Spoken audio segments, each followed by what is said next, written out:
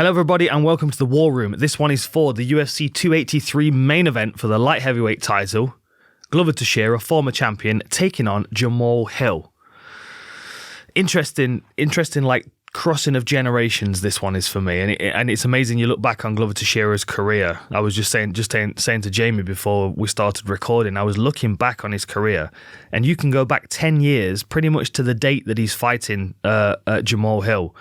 And he has a win over Quinton Jackson at UFC on Fox, Johnson versus Dodson, January 26, 2013. I mean, the work that this guy has put in over the years. I mean, he turned pro in 2002, fought Matt Horwich in 2004. It's quite an incredible career. And then on the other side, you've got Jamal Hill, who's 11-1, a very kind of new face to not only to mixed martial arts, but just to combat sports generally. The amount of time that Glover Teixeira has been competing compared to Jamal Hill is a massive advantage to a point, which I'm going to get into in a minute, because there's a certain pattern with Glover Teixeira's fights, as we've talked about before on the show, where he tends to get caught with a few shots early and then recovers it with good fundamentals later in the fight. But that does run out, and my concern is that what is he, 44, did we say, Jamie? 43, 44? Hang on a minute, come on, Wikipedia. 43, yeah. It's coming, isn't it? There comes a point when, the shots that you take and recover from, you don't recover from anymore. And what we know about Jamal Hill is that he can crack with both hands. Very elusive, very dangerous, long reach, tall, rangy guy. Not got the kind of wear and tear that Glover Teixeira's got a great opportunity in front of him. It's a really interesting one. Really interesting. Okay, before we get into it, so the show is brought to you by AG1, Athletic Greens. Fantastic stuff, as you know. These are the travel packs. I love these things. Always got a couple in my bag when I'm on the road. So I started using this stuff, well, for a few different reasons. One, because I'm just terrible at making sure that my diet is covered in my meals. I'm just I forget to eat, and I snack on things that are, that aren't necessarily as nutritionally valuable as I should be. This keeps me covered. This makes sure I'm getting all my probiotics, my 75 vitamins and minerals that are keeping me sleeping well and thinking clearly, and it's just really good stuff. You start off with a scoop in the morning, and that sets you for the day, sets the tone for the day, you could say. The other thing as well is, not to steal a line out of Samuel L. Jackson, Pulp Fiction, but my wife's in training camp, so pretty much I'm in training camp, and I need some nutrients to try and keep up with her, because she's quite the athlete. It is really excellent stuff. Keeps all your baselines covered. Make sure that you're hitting those nutritional markers that you need to make to keep you in optimum health. So if you want to get some Athletic Greens, to make it easy, Athletic Greens is going to give you 1 free year supply of vitamin D and K2. Again, really useful if you live in dark countries during the winter and you're not seeing much sunshine. You're going to need some of that for your immune system, especially with all the stuff that's flying around at the moment. You've got to make sure your immune system's on point. So you'll get a year free supply of immune supporting vitamin D and 5 free travel packs with your first purchase. These are fantastic. All you have to do is visit athleticgreens.com/outlawed, same as the podcast, outlawed, /outlawed. Take ownership of your health and make sure you're hitting all those nutritional boundaries that you need to make sure that you're staying in prime condition. And talking about prime condition, I mean, AG1, Glover Teixeira, he must be bathing in this stuff. I mean, 43, 33 wins, 8 losses on his record. He's been in the UFC for well over 10 years. Just an all-round warhorse. And I like that term, and I don't use it very often because I feel like you can kind of reserve the term warhorse. Like, a warhorse is just something that endures and is strong and continuous and will not falter. That's Glover Teixeira. And the times when we've watched him coming into fights as the underdog, like he was against Jan Blachowicz, or Thiago Santos, where he's fighting someone that's quick and powerful and athletic and can move in ways that Glover Teixeira has not ever been able to move, because, he's a strong physical athlete who's got a really good handle on just the general overall basic game of mixed martial arts, good boxing, good wrestling, great jiu-jitsu. but he's never ever been like an explosive athlete. When he came up against John Jones, like that was where you really started to see his limitations. Because for me, he's always kind of looked like he moves a bit like an old man. But that old man ability to endure and keep going is what has got him to the light heavyweight belt, and what may get him the light heavyweight belt again, at this coming event. 33 wins on his record, 18 by knockout. He's got a lethal short-range left hook, which is really useful because he's very good at level changing onto people's legs up against the fence, doubles and singles, and just wrenching them off the fence and putting them on the ground. He's not trying to do anything overly spectacular. There's not like a real depth of like real kind of nuanced fancy wrestling moves in his game. He sticks to the fundamentals and he gets it done. And the reason why at 43 is still able to compete with the likes of Jamal Hill, who I'm sure he's 31. He's far closer to his prime than Glover Teixeira. The reason he's able to deal with these young, fresh, solid athletes like Hill and Thiago Santos is the one that stands out to me, of course, Jan, and is because of those fundamentals. Because when he gets hurt, when he's kind of, he's not quite there, he's not exactly sure what's going on, he's been dropped, he's been hurt, he's been concussed, his go-to basics are the highest percentage moves in mixed martial arts. He gets in on your legs, he wrestles you down, he passes your guard, he gets into mount, and then he clamps onto you in mount while he ground and pounds and waits for you to turn you back. And because he's so heavy and he's so clamped on in the mount position, as you saw against Santos and against Blachowicz, as they turn, there isn't the space for them to be on their knees. He just flattens them out, and that rear naked choke, I mean, especially the one against Blachowicz, it was such a short bite, and you can see how his whole upper body squeezes on Jan Blachowicz' neck. It's not just he's squeezing the arms, it's like his whole body becomes a part of the clamp. I love Glover Teixeira's game. I use him as a reference all the time when I'm talking about good basics, because look how far it's got him. 10 submissions on his record out of 33 wins, 6 rear naked chokes, 2 guillotines, 2 arm triangles. Highest percentage moves, like guillotines, rear naked chokes, solid high percentage moves. Arm triangles are fantastic because they couple very nicely with the rear naked choke process that he has, where he gets to mount and he starts grounding and pounding. And if somebody's not turning, but they are reaching, that's where the arm triangle setups go back to the Kyle Kingsbury fight, a really nice example of that. So on the other side, you've got Jamal Hill, who's no submissions on his record, 11 wins, 1 loss. The one loss, of course, was the floppy arm against Paul Craig.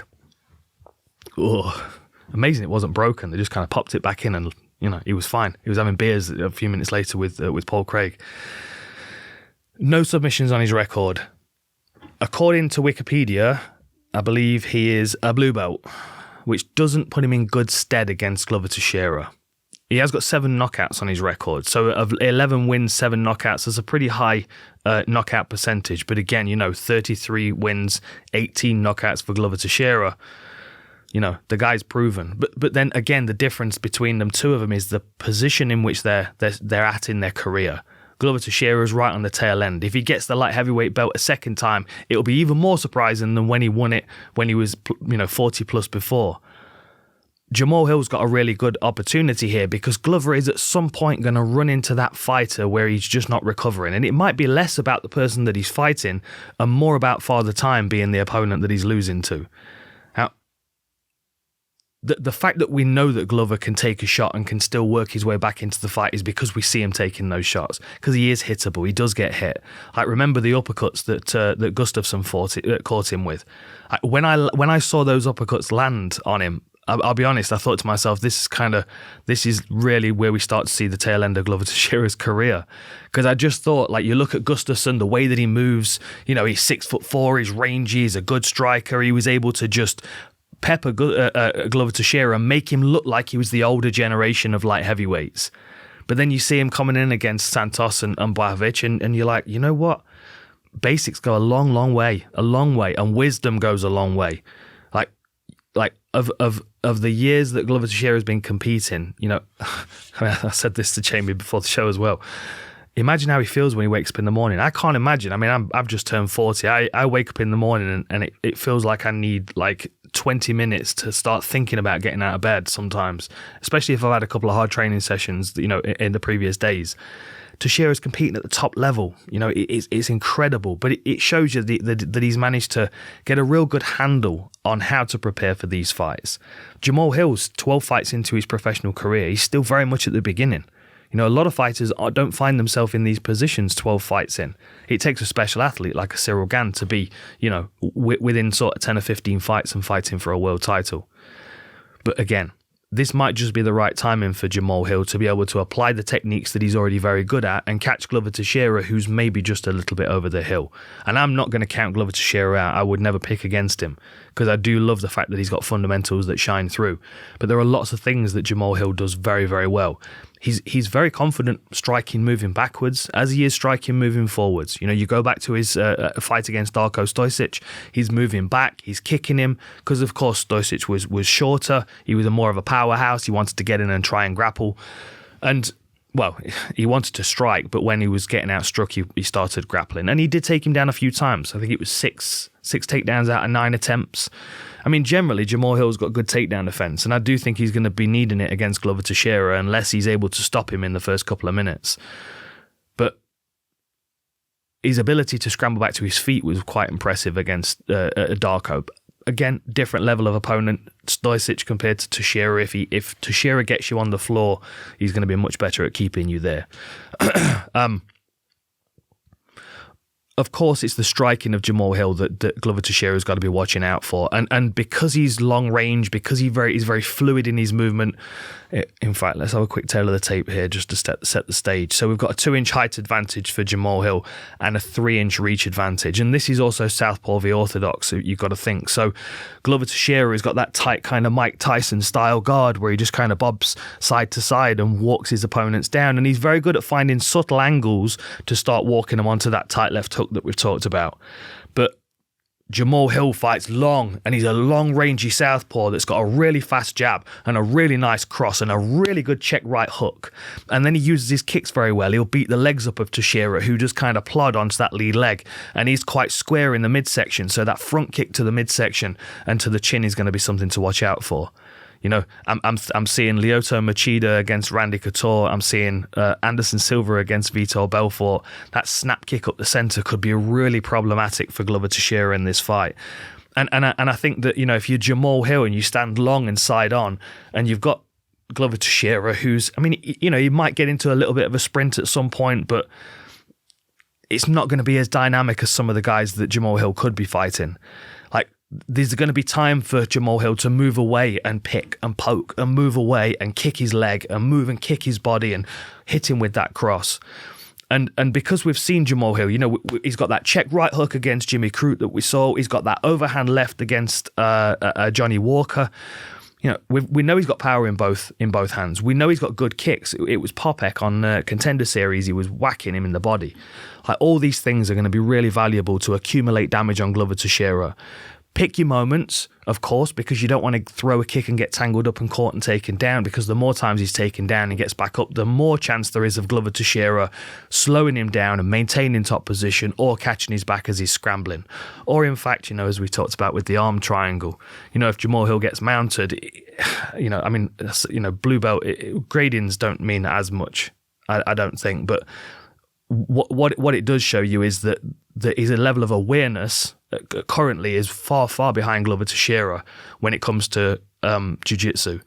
That doesn't mean he won't have the necessary basics to keep himself safe, but of course, he's not had the same amount of time to drill those fundamentals, those basics, those elbow knee mount escapes. People tend to reach and do silly things when they start to, when they start to feel under pressure. And this is not necessarily, this is not about Jamahal Hill. Kyle Kingsbury is a black belt. He still got caught by Glover Teixeira because he had the pressure in the ground and pound. The higher the grade in jiu-jitsu of someone, the more composure they're going to have in those bad situations to stick to a good technique, good fundamentals. And Glover Teixeira takes it to a whole other level. You can knock him semi-conscious and he's still going to be in on your legs, dragging you to the floor, and he's got his hand raised before he's even realised he's standing on his feet. It's quite an amazing ability to recover. But again, we say that ability to recover is there because we see him use it, and we've seen him use it into his 40s.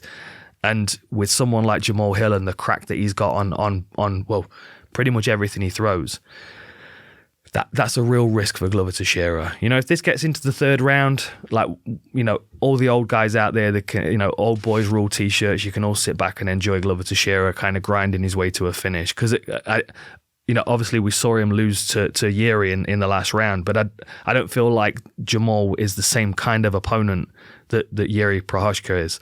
Like, Yuri's an anomaly, and he's also got, you know, very, very awkward and proven skills. Jamal's very, very good, but I do feel like his game is still stacked in one side.